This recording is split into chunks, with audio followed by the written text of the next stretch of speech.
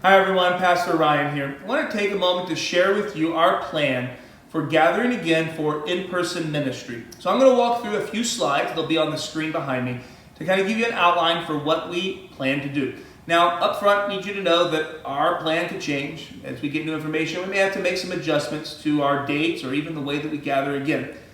We also want you to know that if you don't feel like this timeline will work for where you are health-wise, that it's okay for you to let us know what timeline you will be on. We just really want to know where everyone is, how they're doing, and how they can once again come together with us for face-to-face ministry. That's the way that it was meant to be. And even though for this past several months we've had to gather online, we hope to soon have everyone back together again in some way, shape, or form for in-person ministry. So I'm going to walk you through this timeline, and I want to encourage you to connect with us if you have questions, to let us know what you're planning to do so that we know how to prepare to minister to you. So the first thing you need to know is that our Wednesday night church activities will resume on June 3rd. Those Wednesday night gathering, it's going to be outdoors. It's going to be where we can come together for time of connecting. We may have like a cookout going on, a picnic kind of situation where people can spread out, bring their own lawn chairs. We'll have a time of worship and a time of devotion, but it's mostly a time for families to just connect again with each other. So we want anyone who feels comfortable to come out Wednesday night, June 3rd, to be a part of what God's going to be doing on Wednesday nights throughout the summer. Now, again, we may have to change our plan on that, but currently we're going to meet outdoors beginning June 3rd on Wednesday nights throughout the summer.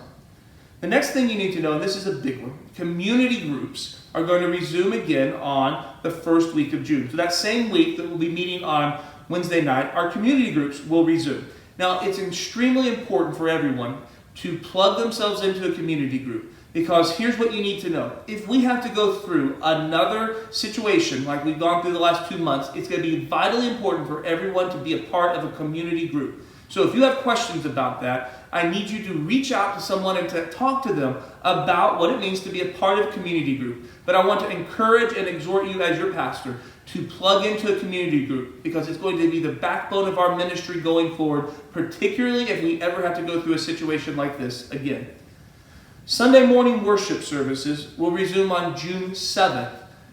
That's going to be an opportunity for us to come again together for corporate worship yet again. There's going to be 2 Sunday services, one at 9:30 a.m. and another at 11 a.m. The first one, the 9:30 service, will be reserved for those aged 60 plus. The reason we're doing that is the guidance from the government tells us that we need to give those who are in the at-risk category an opportunity that if they want to meet in a place where there won't be potentially as many people who are carrying the disease, maybe and they don't have symptoms, to give a space for those who are 60 plus, or if you have a compromised immune system, an opportunity to meet where maybe there won't be as many people who could potentially infect you if they have it and they don't know it. So the 9:30 a.m. service will be reserved for those who are 60 plus. I need you to let me know, though, let us know as the staff, what you plan to do. If you feel more comfortable coming to the second service, which I'll talk about in a moment, that's okay. We just need to know, because when we have these 2 services, we have to stay under 50 people per service, which means we're going to have to split our group into about 2 so that we can leave space for visitors who might come and visit. But the 9:30 a.m. service will be primarily for those 60 plus.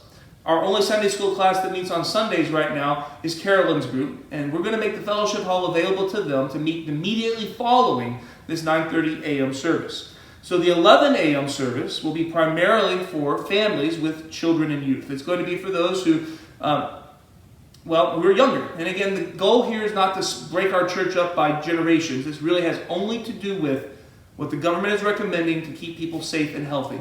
That 11 a.m. service is going to be primarily for younger people who don't mind mixing with other people in that age group. And again, if you want to come and you're 60 plus and you want to come to that 11 a.m. service, that's fine. Let us know so that we can know how to plan as well. Social distancing measures will be implemented at those services, meaning that every other row will be closed so we can keep some space between people. We encourage you to let our ushers and greeters be the ones who help you find your seat so that we can make sure everyone's being seated and maximizing the space that we have. Services are going to be held in the sanctuary. We decided to reopen the sanctuary so that we have the space to accommodate a group of 50 with social distancing measures. So again, we want to encourage you to know that we're going into the sanctuary and that we're going to be distancing in that sanctuary, and we're going to have an entrance and an exit. So we'll be talking more in the future about that plan. The key is this: on Sunday mornings when we come back together again, is to just follow the lead of those leaders that we're going to have in place to help you get where you need to be and to do it safely.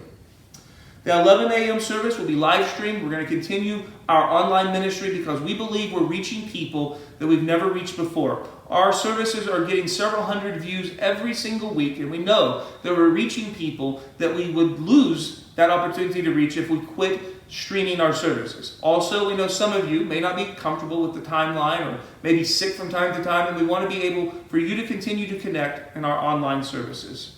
There are going to be plenty of opportunities to serve. I don't have time in this video to tell you about all those opportunities, but please reach out to us and let us know that you're willing to help wherever we might need help.